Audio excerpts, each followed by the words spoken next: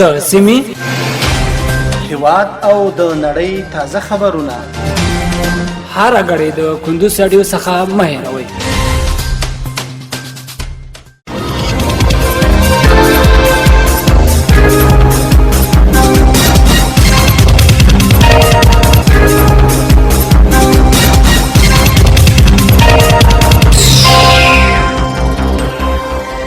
د لوی سلطان تعالی په سپیشلی نامو السلام علیکم. د کندوز رادیو درنو اوریدونکو ستړي مشي په مړم د کندوز رادیو څخه د دې سات خبري سرویس ته نن شنبه د قوس یادلندې اتلسم د ډسمبر میاشتې 9 منټې سره سمون خوري. روانه خبري سرویس درته زه سیر احمد سایل وړاندې کوم. خو په سر کې هم د سومو خبرونو سره ټکی د سټانډرډ ملي ادارې اته ټانکر به کیفیت تل به د ایران ته مسترد کړل.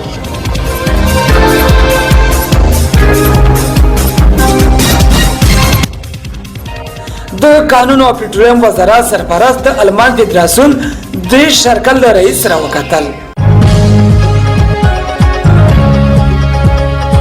افغان نسکلن لوبډل د روان اسیا جام سیالي په خپل لومړنۍ لوبه کې له سیالي هندۍ لوبډلې د 2 وکټو په توپیر ماته ومنله.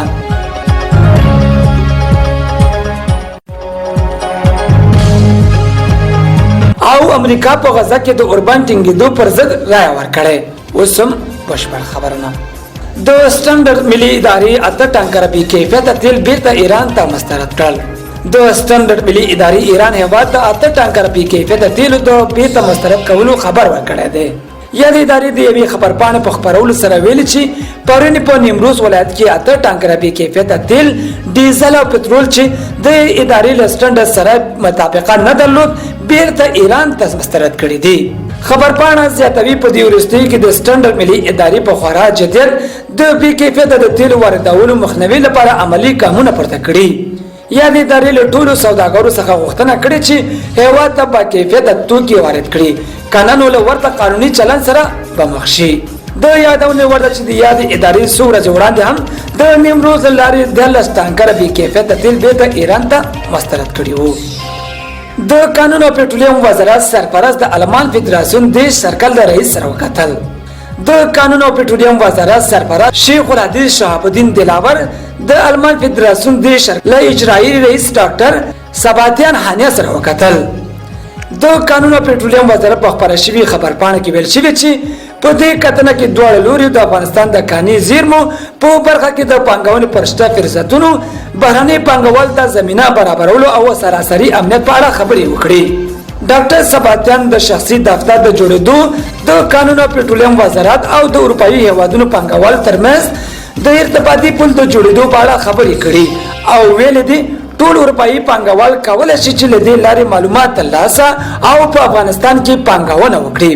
د قانون او پټرولیم وزارت سرپرست ویلي اسلامي امارات د نړۍ له ټولو هیوادونو سره تعامل غوښتونکي دي په ځانګړي توګه اقتصاد تعاملات. هغه دغه راز د یاد شرکل رئیس څخه د تاسو وړاندې کولو غوښتنه کړې او د پانګونې په برخه کې د اسانتیا او برابرول په اړه د قانون او طرز العمل سره سم د همکارۍ ژمنه کړې ده. افغان نسکلن لوبډل د روان اسیا جام سیالي په خپل لومړنۍ لوبه کې له سیالي هندۍ لوبډل د 2 وکټو په توپیر ماته ومنله. د لوبو پیل کې د هندستان نسکلن لوبډلې وکټله چې افغان لوبډلې ته لومړی د توبانې بلنه ورکړه. افغان لوبډلې په ټول 50 اورونه کې د 10 وکټو په لاس ورکولو سره له سیالي لوري یو څل درې بیا منډه ترلاسه او هندۍ لوبډلې ته د یو څل سلول بیا منډو هدف وټاکه. خو هندۍ نسکلن لوبډلې یاد هدف و د 6.3 اورونه کې د 3 وکټو په غورځېدو سره پوره کړ او افغان لوبډلې ته د 2 وکټو په توپیر ماته ورکړه. د یادونې وړ ده چې افغان نسکلن ځوانان به د اسیا جام سیالي په لړ کې خپل دویمه لوبه راتلونکي یک شنبه پورې د ډسمبر په 10 د نیپال په وړاندې ترسره کړي. اوس هم د هیواد نه یو بهر خبر. امریکا په غزا کې د اوربان ټینګېدو پر ضد رائے ورکړه. د ملګرو ملتونو امنیت شورا ناسته چې په غزا کې د فوري اوربان ټینګېدو په اړه برابر شوی امریکا په کې دغه اوربان پر ضد رائے ورکړه او دغه پریکړه لیک کې ویټو کړی دی.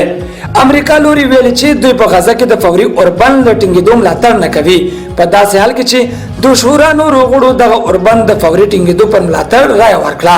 په بیلابیل هیوادونو سازمانونو او بشر حقوقو ادارو د امریکا دغه پریکړې غندنه کړې او ویل دي چې د سره امریکا په غزا کې د ملکی وګړو په وژنو کې مخامخ کېل بلل کېږي او بشري جنایت ترسره کوي. درنو اوریدونکو په خبري سرویس کې راټول شوي مطالب امدمرول تر بیا ښه وخت اعلان وملشه.